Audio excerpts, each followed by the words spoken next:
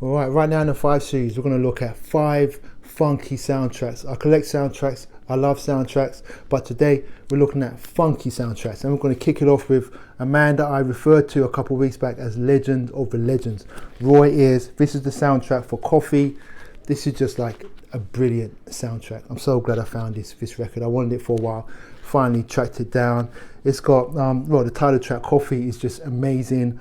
Shining Symbol is on here.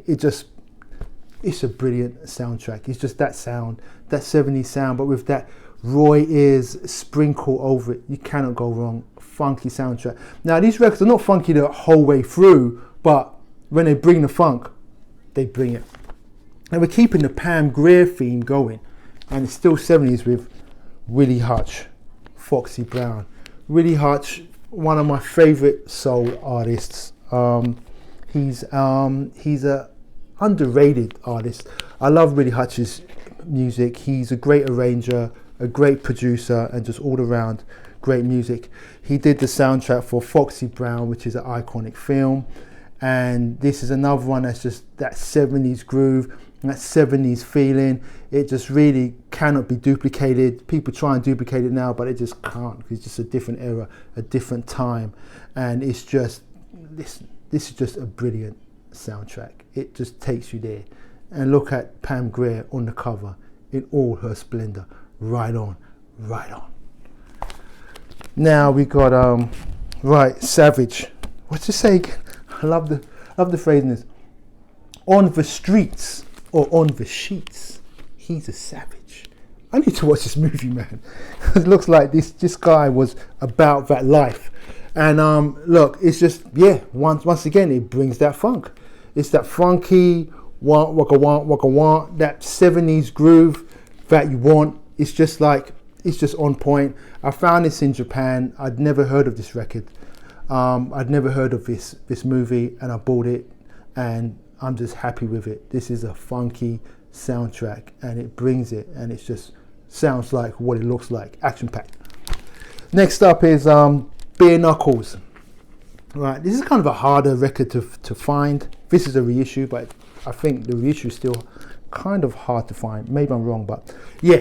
Anyway, it's like a disco funk. It can come because it's a little bit cheesy, but in a good way, right? It's got that kind of like that early synthy, disco, smooth, slinky feel to it. It's like a novelty record, but it's a unique record, and it's a good listen, and it's a fun listen, because you feel like you're in some kind of like a cheesy noir movie that's got a real funky, groovy like soundtrack to it, and you're like, whoa, I was kind of riding onto this. This is great. So Bare Knuckles, great soundtrack, funky soundtrack, and it takes it there.